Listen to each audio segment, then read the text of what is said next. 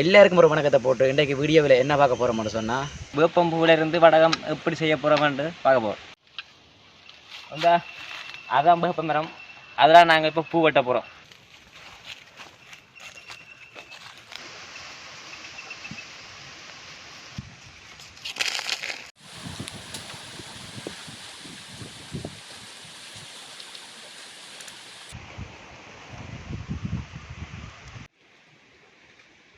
பொங்கலையில் வந்து இவ்வளோ இப்படி பூ இருக்கும்.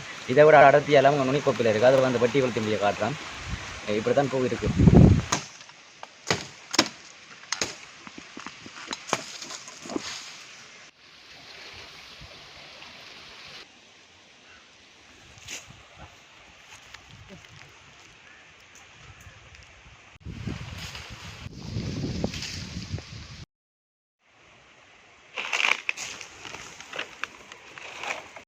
கத்தியால் வெட்ட வந்து நிறைய பூ கொட்டு போடுறதுன்னு வந்து கையால் முறிச்சு போட சொன்னேன்.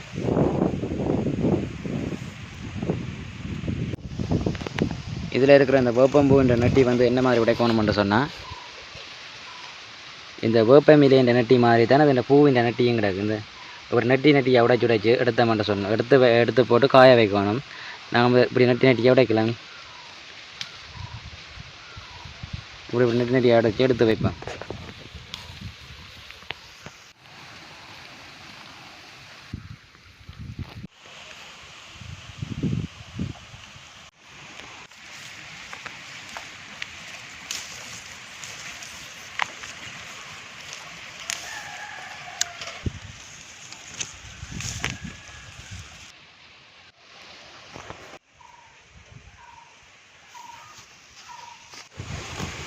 வேப்பம்பூ எல்லாம் வந்து ஒடிச்சு போட்டோம்.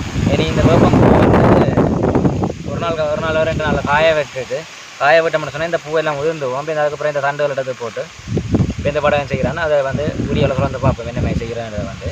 இப்போ நாங்கள் கொண்டே இதை காய வைப்போம். சரி,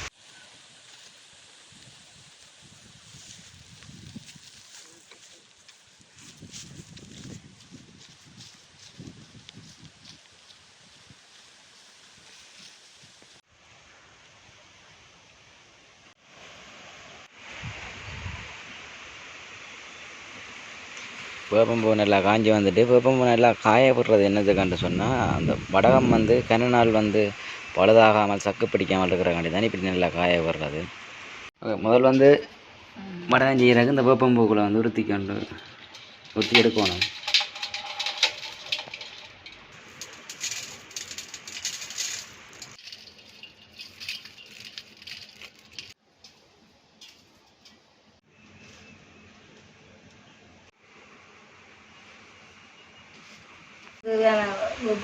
எடுத்தாச்சு.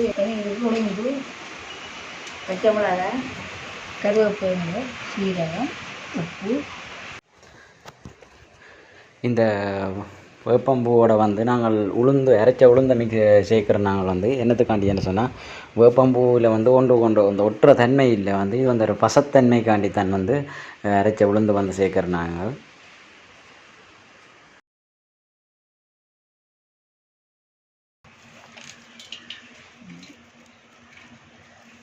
சீரகம், உப்பு,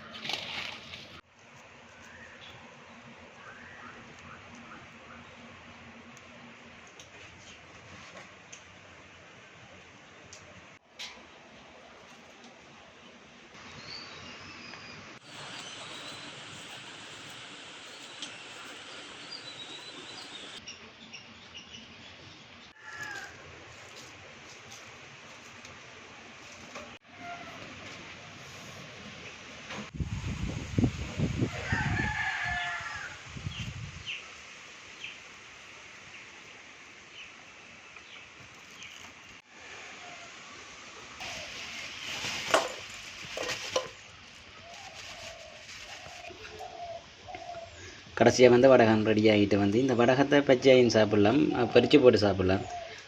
இது வந்து ஒரு குறிப்பிட்ட காலத்துக்கு வந்து கிடக்கும், அப்படியே பழுதாகாமல் இருக்கும். அதுக்கு தானே எல்லாம் காய வச்சு எடுத்துருக்கு, 2 நாள் காய வச்சது. உளுந்தெல்லாம் போட்டு வடைக்கு செய்கிற மாதிரி போட்டபடியே வடையின் டேஸ்ட் தான் இருக்கும். லைட்டாக கொஞ்சம் கசப்புத்தன்மையாக இருக்கும், மற்றபடி நல்லா இருக்கும். நாங்கள் சாப்பாட்டோட அப்பளம் சாப்பிட்ற மாதிரி இந்த வடகத்தையும் சாப்பாட்டோட கூடுதலாக சாப்பிடுவாங்க.